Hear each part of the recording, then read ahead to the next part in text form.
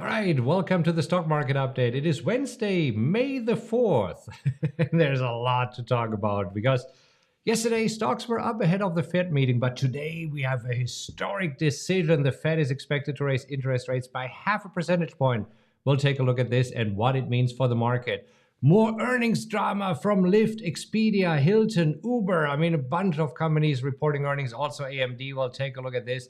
The VIX still remains high, the fear gauge. So, wow, we need to look at this. But our trades are doing great. So, for us, it's kind of time to sit back and relax. Well, we'll tell you exactly what our trades are, what we have in our portfolio. But before we dive in and show you what's moving the markets, if this is your first time here, I'm Markus Heitkoetter. This is my head coach, Mark Hodge. And together we have more than 47 years of trading experience. And every morning we sift through a mountain of news websites, newsletters, and reports. And then we take the most important news and go live right here to share with you what you need to know as you head into your trading day. If this is your first time here, I know it can be a little bit overwhelming, but don't worry. We have a special video just for you that I will link to in the description, and that's a great place to get started. Now, Mark, before we take a look at the charts and see how we are trading these markets, let me share something with you real quick because I'm house hunting right now. And I mean, thus far, my favorite is a 270 square foot room for $295. Okay, let me explain. So, Julius got a summer job at the Karlsruhe Institute for Technology in Germany, and he's super excited about it. I'm very excited for him. And there's only this one small challenge. I don't have any family living close to Karlsruhe, so he needs to find an apartment.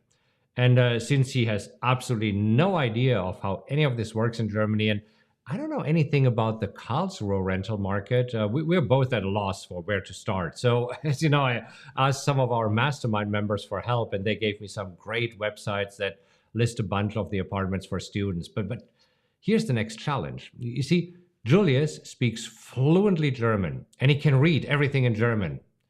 But his spelling is kind of atrocious because he never had to write in German, right? Plus, he's super busy with the finals that are coming up in a couple of weeks. And being a good dad, I decided to help him. So I'm browsing websites, checking locations, contacting the landlords, kind of pretending to be Julius. And look at this, we actually found a cool room that he can rent. And I contacted Matthew.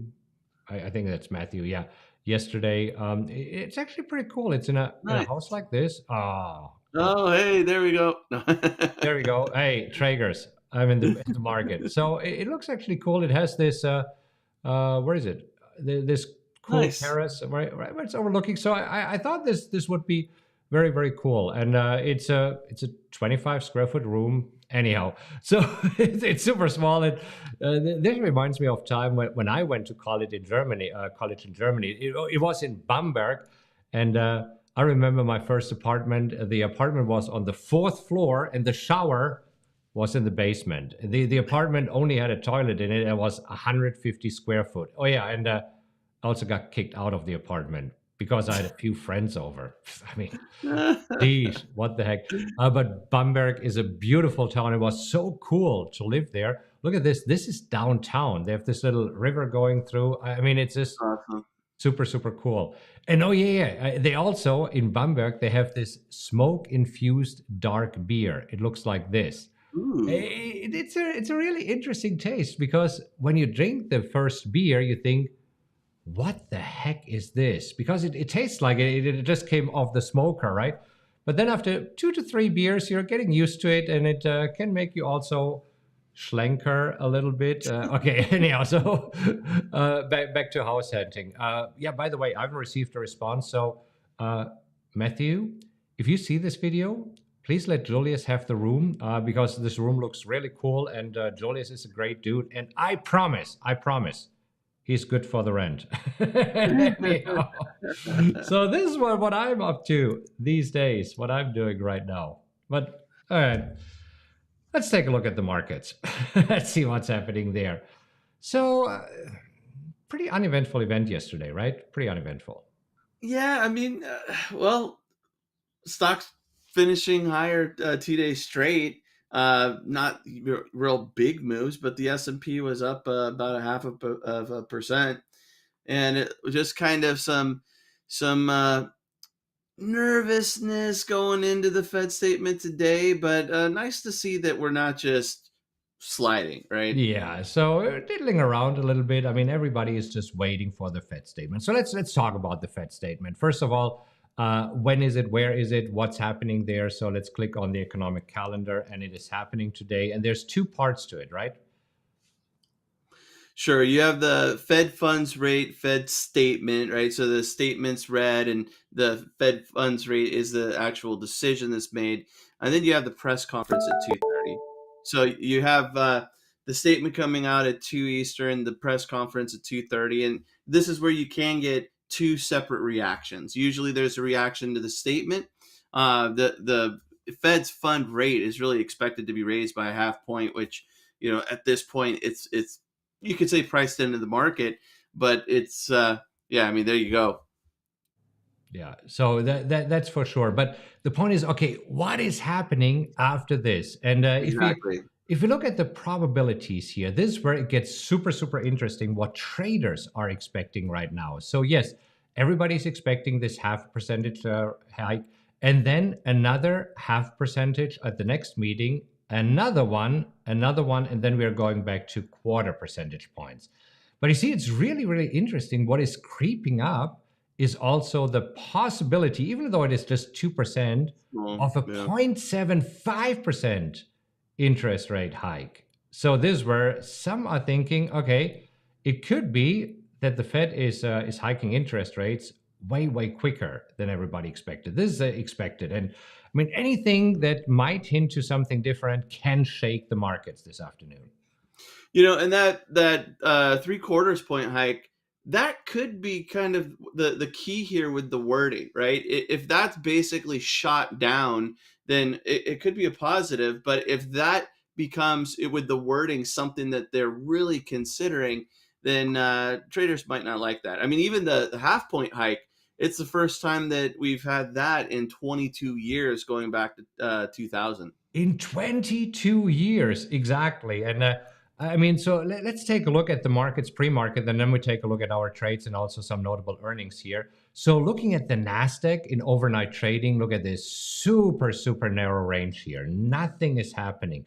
And what I found really interesting, because this morning we already had an economic report that has been released, and this was the ADP non-farm employment change, coming in much worse than expected. So, I mean, this is where it increased by 247,000.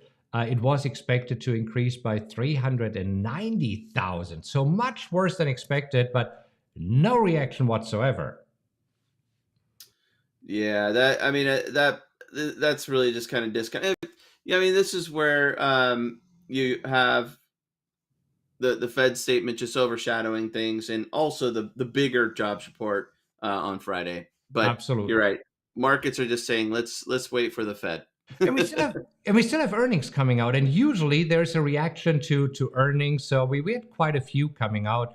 Let's take a look at this. First of all, let's take a look at Lyft and Uber. Let's actually start with Uber. They reported this morning before the bell, and I mean they're right now down what, like 7%. Yeah, and this has actually gotten worse. At one point, it was 1, 2, 3% lower. So it's increased. They did report a quarterly loss that was not as bad as expected. They beat revenue estimates. They said that ride volumes increased during the quarter, while food deliveries also continued to grow.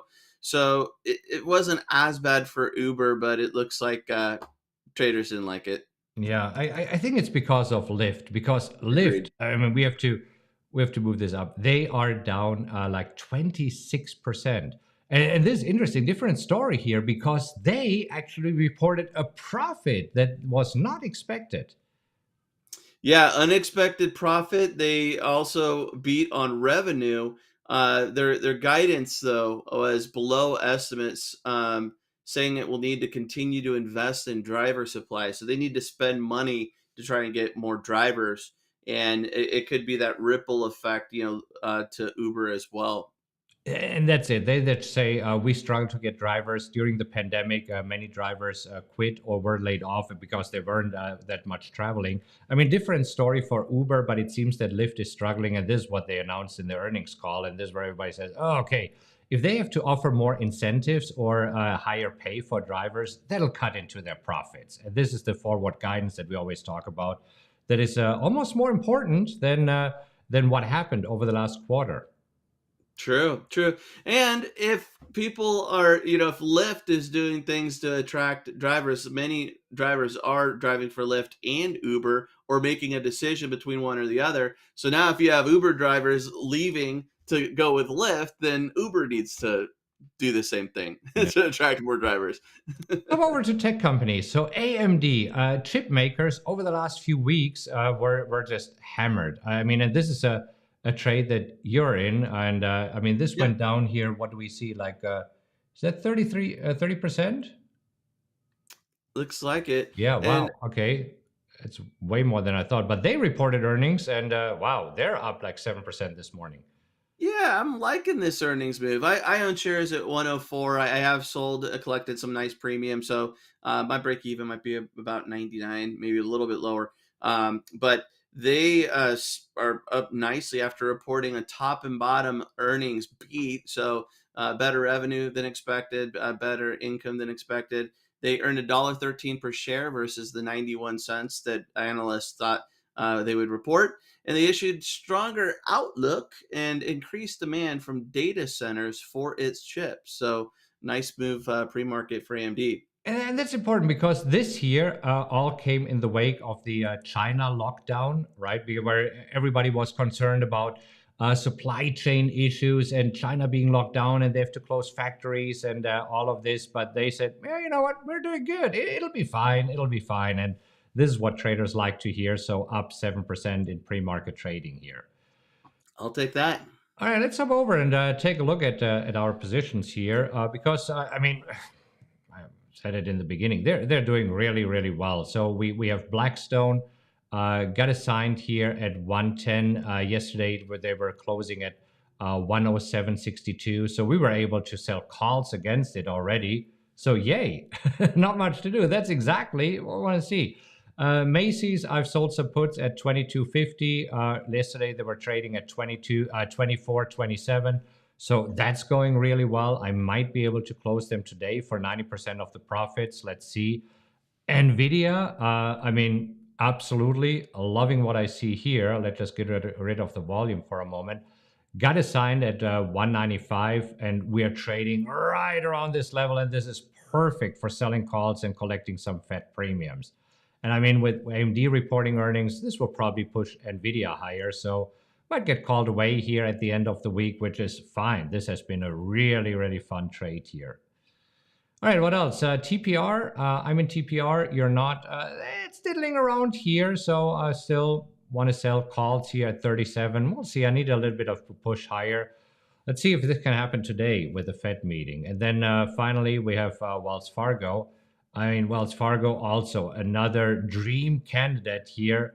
Moved lower, got a sign at 44.50. Right now, trading at 44.16. So this means that we can sell some juicy or get some juicy premiums for calls here. So this works really, really well.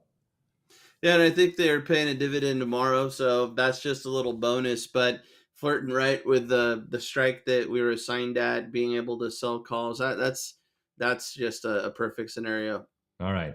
And we released a new version overnight. Have you already seen the new version? It's so I have cool. not. See, the main feature, we have quite a few features here, but the main one is that we can have now a split view, so that we have the calculator here and we actually have the charts here. So previously, we either had the chart or then you have to hop over to the calculator where we are calculating the premium that we are getting, whether it is worth doing it. And now we can have this split view. And so cool, when you click on anything here, it'll automatically update. Yeah, so if you go on Apple, or if I say right now, let's say I want to look at AMD, then I'll do this and boom, there's the AMD Nice. chart. I think this is so cool. Yeah, I Yeah, love the it. dev team did a great job there. We have a few other modifications here for the PowerX analyzer. We just cleaned up a little bit. So we have the entry prices, the trades, so we can show the trades here for conservative on the chart that we see where we entered and exited. So I think it's cool. I like So a that. few smaller enhancements here, but I'm loving it. Nice job, dev team. Yeah. Okay. All right. So, well, I'll link to a few videos here for you. I actually linked to a video where I show a little bit more about the PowerX optimizer if you're interested in this, and also another video. And then we'll see you back tomorrow morning. Have a great rest of your day. And tomorrow morning will be interesting with the reaction to the Fed meeting. Happy trading, everybody.